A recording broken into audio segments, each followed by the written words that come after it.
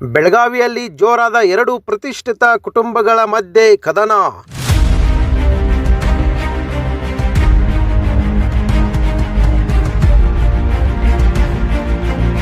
ಹುಕ್ಕೇರಿ ವಿದ್ಯುತ್ ಸರ್ಕಾರಿ ಸಂಘದ ಗದ್ದುಗೆಗೆ ಕತ್ತಿ. ಜಾರಕಿಹೊಳಿ ಕುಟುಂಬದ ಮಧ್ಯೆ ನೇರಾನೇರ ಸಮರ.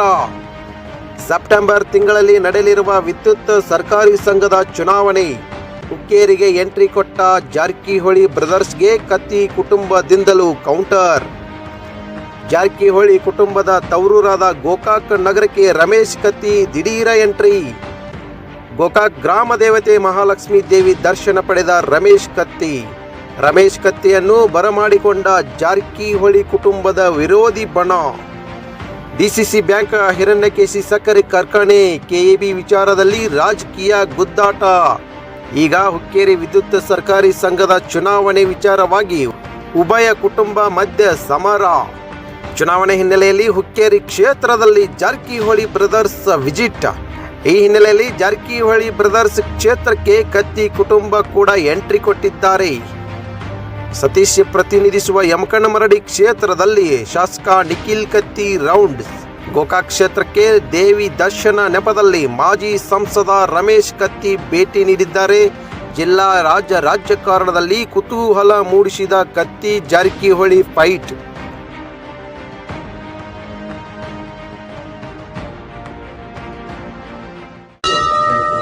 ಸರ್, ಗೋಕಾಕ್ ಏನು ಸರ್ಪ್ರೈಸ್ ವಿಸಿಟ್ ಕೊಟ್ಟಿದ್ದ ಸರ್? ಇವತ್ತು ಕಳೆದ ಹೋದ ಒಂದು ತಿಂಗಳಲ್ಲಿ 5 ವರ್ಷಕ್ಕೊಮ್ಮೆ ನಡೆಯುವಂಥ ಲಕ್ಷ್ಮೀದೇವರ ಜಾತ್ರೆ ಪ್ರಾರಂಭ ಆಗ್ತಾ ಇತ್ತು. ಆದರೆ ಆ ಸಂದರ್ಭದಲ್ಲಿ ಎಲ್ಲ ನನ್ನ ಸ್ನೇಹಿತರು, ಎಲ್ಲ ಸಮಾಜದವರು ನಾವು ಬಂದು ಜಾತ್ರೆಯಲ್ಲಿ ಪಾಲ್ಗೊಂಡು ಆಶೀರ್ವಾದ ಪಡಿಬೇಕು ಅನ್ನೋಂಥ ಮಾತನ್ನು ಹೇಳಿದರು. ಬಟ್ ಆ ಸಂದರ್ಭದಲ್ಲಿ ನಾನು ನನ್ನ ಊರಿನ ಹೊರಗಡೆ ಇದ್ದಂಥ ಸಂದರ್ಭದಲ್ಲಿ ಬರಲಿಕ್ಕೆ ಆಗಲಿಲ್ಲ. ಆ ಸಂದರ್ಭದಲ್ಲಿ ನನ್ನ ಮಗನನ್ನು ಕಳಿಸಿ ತಾಯಿ ಆಶೀರ್ವಾದ ಪಡ್ಕೊಂಡ್ವಿ. ವಿಶೇಷವಾಗಿ ಇವತ್ತು ಶ್ರಾವಣ ಮಾಸದ ಕೊನೆಯ ಶುಕ್ರವಾರ ಅಂತ ಸಂದರ್ಭದಲ್ಲಿ ದರ್ಶನ ಭಾಗ್ಯವನ್ನು ಮಾಡ್ಕೊಂಡು ಬರಬೇಕು ಅನ್ನೋ ಸಂದರ್ಭದಲ್ಲಿ ಇವತ್ತು ದಿವಸ ಬಂದು ದೇವಿಯ ದರ್ಶನವನ್ನು ಪಡ್ಕೊಂಡಿದ್ದೀನಿ. ಅದೇ ಸಂದರ್ಭದಲ್ಲಿ ನೂತನವಾಗಿ ನಿರ್ಮಾಣ ಮಾಡಿರ್ತಕ್ಕಂಥ ಈ ಲಕ್ಷ್ಮೀ ದೇವಿಯ ಪ್ರಾಂಗಣ ಬಹುಶಃ ಒಂದು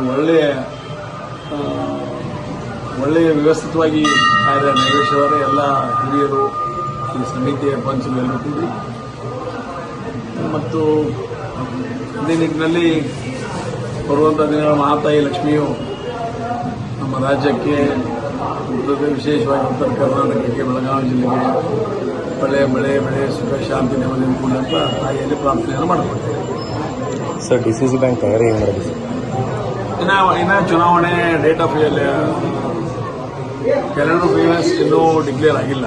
ಅಂತ ಸಂದರ್ಭದಲ್ಲಿ ಈ ಮಾತಾಡುವಂಥ ಅವಶ್ಯಕತೆ ಬೀಳುವುದಿಲ್ಲ. ಅವಶ್ಯಕತೆ ಬಿದ್ದಾಗ ತಮ್ಮನ್ನು ಕರೆದು ಮಾತಾಡ್ತಾರೆ. ಸರ್, ಹಿರಣ್ಯಕೇಶಿ ಸಕ್ಕರೆ ಕಾರ್ಖಾನೆಯ ನಿರ್ದೇಶಕರು ಸರ್ ನಿಮ್ಮ ಜೊತೆ ಇದ್ದವ್ರು ಸರ್ ಬಿಟ್ಟು ಈಗ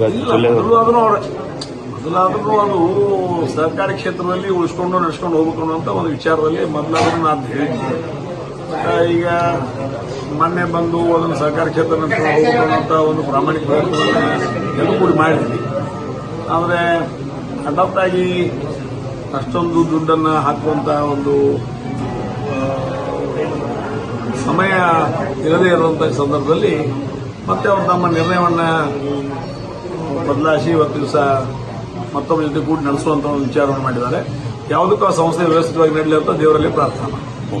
ಸರ್, ಉಮೇಶ್ ಕತ್ತಿ ಅವರ ನಿಧನ ನಂತರ ರಾಜಕೀಯ ವಿರೋಧಿಗಳು ಸರ್ ನಿಮ್ಮನ್ನು ಮತ್ತೆ ಮಾಡ್ತಾ ಇದ್ದಾರೆ. ಉಮೇಶ್ ಕತ್ತಿ ಅವರಿದ್ದಾಗಲೂ ರಾಜಕೀಯ ವಿರೋಧಿಗಳಿದ್ರು ಮತ್ತು ಈಗಲೂ ರಾಜಕೀಯ ವಿರೋಧಿಗಳು ಇರ್ತಾರೆ. ರಾಜಕಾರಣ ಅಂದ್ರೆ ವಿರೋಧಿಗಳಿದ್ದಾಗ ಈ ವಿಧಾನಸಭೆ ಬರೀ ಆಡಳಿತ ಪಕ್ಷದಿಂದ ಆಗಿರೋದು.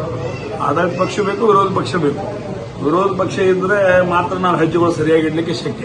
ಆ ನಿಟ್ಟಿನಲ್ಲಿ ಪ್ರಜಾತಂತ್ರ ವ್ಯವಸ್ಥೆಯಲ್ಲಿ ಉಮೇಶ್ ಕತ್ತಿ ಅವರಿದ್ದಾಗಲೂ ವಿರೋಧಿಗಳಿದ್ರು, ಈಗ ನಾನಿದ್ದಾಗಲೂ ವಿರೋಧಿಗಳಿದ್ದಾರೆ, ಮುಂದಿನ ನಿರ್ಮಾಣದಲ್ಲೂ ವಿರೋಧಿಗಳಿರ್ತಾರೆ.